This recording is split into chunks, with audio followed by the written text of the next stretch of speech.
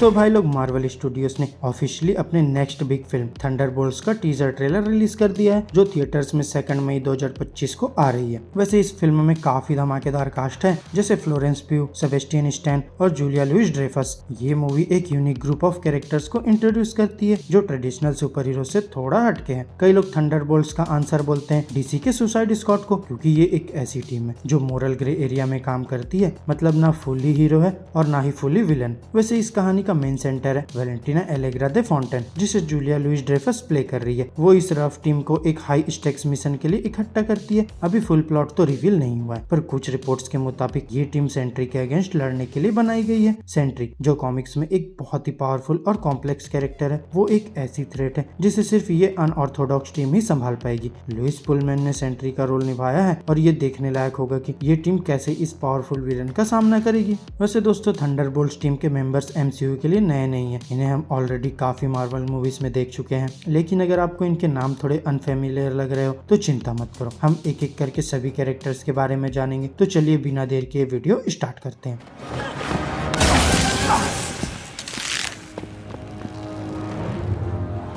Yelena Belova का character पहली बार black window movie में इंट्रोड्यूस किया गया था और फिर ये बाद में हॉकाई सीरीज में भी दिखाई दी। वो नताशा रोमानोफ की एडॉप्टेड बहन है, जो एक फॉर्मर रेड रिव ऑपरेटिव रही है जनरल ड्रेको के अंडर। मतलब येलेना भी एक डेडली असेसन थी जो ब्लैक विडो प्रोग्राम का हिस्सा थी। लेकिन येलेना की कहानी यहीं खत्म नहीं होती, ये अपने पास्ट को लेकर काफी ज्यादा स्ट्रगल करती है। उसका मिशन है अपने दुश्मनों से बदला लेना और उन लोगों को गिरा देना जो उसको कंट्रोल कर रहे थे। फ्लोरेंस प्यू, जो येलेना का रोल निभाती है, वापस इस कैरेक्टर को एमसीयू में नए ट्विस्ट के साथ लेकर आ रही है। येलेना की पर्सनैलिटी काफी स्ट्रॉन्ग है और उसका सेंस ऑफ ह्यूमर उसके गुस्से भरे नेचर को बैलेंस करती है। लेकिन उसकी कॉम्बैट स्किल्स भी ऐसी है जो उसे एमसीयू की एक सिग्निफिकेंट कैरेक्टर बना देती है। हर फाइट सीन में येलेना अपने चाल ढाल और कॉन्फिडेंस से सबको इम्प्रेस करती है। नताशा की लेगेसी को आगे बढ़ाते हुए येलेना एमसीयू के फ्यूचर में एक बड़ा रोल प्ले करेगी, शायद एक हीरो या शायद एक एंटी हीरो के रूप में।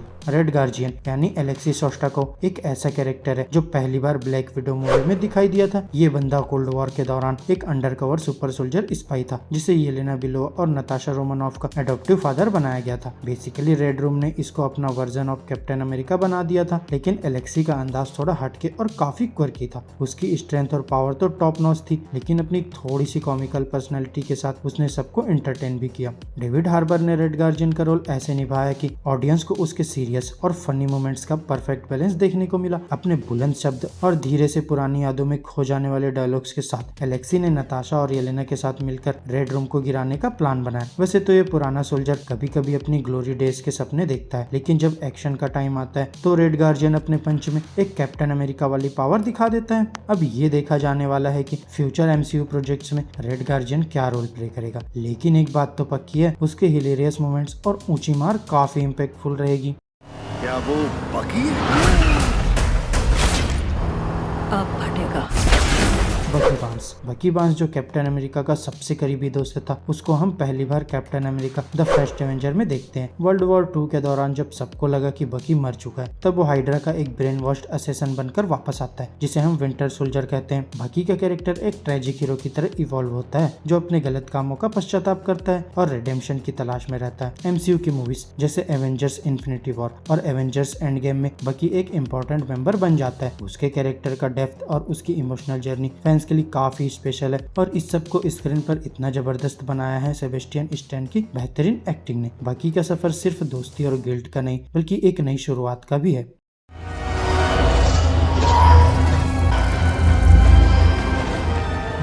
घोस्ट, जिसे हैना जॉन कैमन ने पोर्ट्रे किया, एक ऐसी मिस्टीरियस और ट्रेजिक कैरेक्टर है जिसे हम एंटमैन एंड द वॉस्प में देखते हैं। घोस्ट का असली नाम एवा स्टार है, जिसे एक क्वांटम एक्सीडेंट के बाद अपने पेरेंट्स की मौत का सामना करना पड़ा। ये एक्सीडेंट एवा को ऐसी पावर्स दे देता है जो उसे किसी भी सॉलिड ऑब्जेक्ट से फेस होने की एबिलिटी दे देता है, लेकिन ये पावर्स उसके लिए एक कर्ज भी बन जाती है। एवा को अपनी इन एबिलिटीज की वजह से कॉन्स्टेंट दर्द का सामना करना पड़ता है, जिसे देखकर ऑडियंस को उसके लिए एक सिंपैथी फील होती है। घोस्ट एक ऐसी विलन है जो सिर्फ अपनी कंडीशन का क्योर ढूंढने की कोशिश कर रही है और यही उसके कैरेक्टर को और भी लेयर्ड और इंटरेस्टिंग बना देता है। एवा का ट्रेजिक पास्ट और उसकी तकलीफ उसे एक डेंजरस एडवर्सरी के साथ साथ एक बेचारी फिगर भी बनाती है, जो अपने आप को बचाने के लिए कुछ भी करने को तैयार है।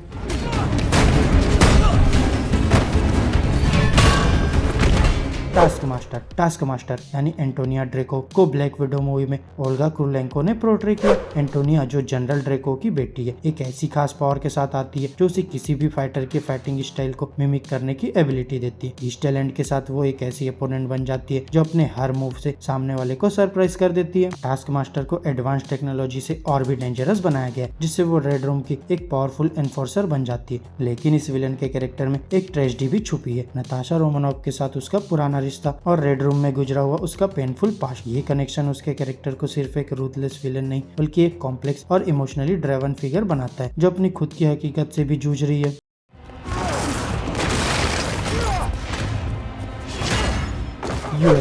यूएस एजेंट यानी जॉन वॉकर, जिसे व्हाइट रसेल ने the falcon and the winter soldier में पोर्ट्रे किया, एक फॉर्मर आर्मी वेटरन है। जब स्टीव रॉजर्स रिटायरमेंट ले लेता है तो जॉन को नया कैप्टन अमेरिका बनाया जाता है। शुरुआत में वो एक पेट्रियोटिज्म का सिंबल लगता है, लेकिन जल्दी ही अपनी जिम्मेदारियों के बोझ के नीचे दबकर एक काफी एग्रेसिव और वायलेंट पर्सनैलिटी दिखने लगता है। जब उससे कैप्टन अमेरिका का टाइटल छीन लिया जाता है और आर्मी से भी डिस्चार्ज कर दिया जाता है तो जॉन वॉकर का असली रंग दिखाई देता है। वो अपने नए नाम यूएस एजेंट के साथ लॉ के बाहर काम करने लगता है और सैम विल्सन और बकी बार्न्स के साथ टकराव में आता है। उसके कैरेक्टर का फ्यूचर और भी इंटरेस्टिंग हो जाता है जब Contessa Valentina Allegra the fountain उसे अप्रोच करती है, एक नई डार्क मिशन की तरफ हिंट देते हुए। तो दोस्तों, थंडरबोल्ट्स के लिए जो हाइप बन रहा है वो जस्टिफाइड है। मार्वल इस बार एक नए डायरेक्शन में जा रहा है जहां हम टिपिकल सुपर हीरो से थोड़ा अलग मोरली कॉम्प्लेक्स कैरेक्टर्स को एक्सप्लोर करेंगे। हीरोज और एंटी हीरोज के बीच की लाइन यहाँ काफी पतली हो जाएगी, जिससे एक डार्क और थ्रिलिंग नैरेटिव बनने वाला है। थंडरबोल्ट्स में हमें वो कैरेक्टर्स देखने को मिलेंगे जो अपने फ्लॉस और ग्रे एरियाज के साथ डील कर रहे हैं, और यही चीज इस मूवी को एमसीयू के टिपिकल हीरो सेंट्रिक स्टोरीज से अलग बनाती है। फैंस के लिए ये एक फ्रेश पर्सपेक्टिव होगा जहां एक्शन के साथ साथ कॉम्प्लेक्स इमोशंस और पर्सनल कॉन्फ्लिक्ट्स भी देखने को मिलेंगे। इसलिए ये मूवी सिर्फ एक एक्शन पैक्ड राइड नहीं बल्कि एक इंट्रिगिंग स्टोरी भी होगी जो मार्वल के फ्यूचर को और भी ज्यादा एक्साइटिंग बना देगी। तो दोस्तों, आज के लिए बस इतना ही। वैसे आप बताइए, आप किस सुपर हीरो को लेकर एक्साइटेड है, और अपने सजेशन हमें कमेंट करके बताएं, और ऐसे ही मजेदार वीडियो के लिए चैनल को जरूर सब्सक्राइब कर ले। अब मैं मिलूंगा आपसे नेक्स्ट वीडियो में, तब तक के लिए बाय बाय फ्रेंड्स।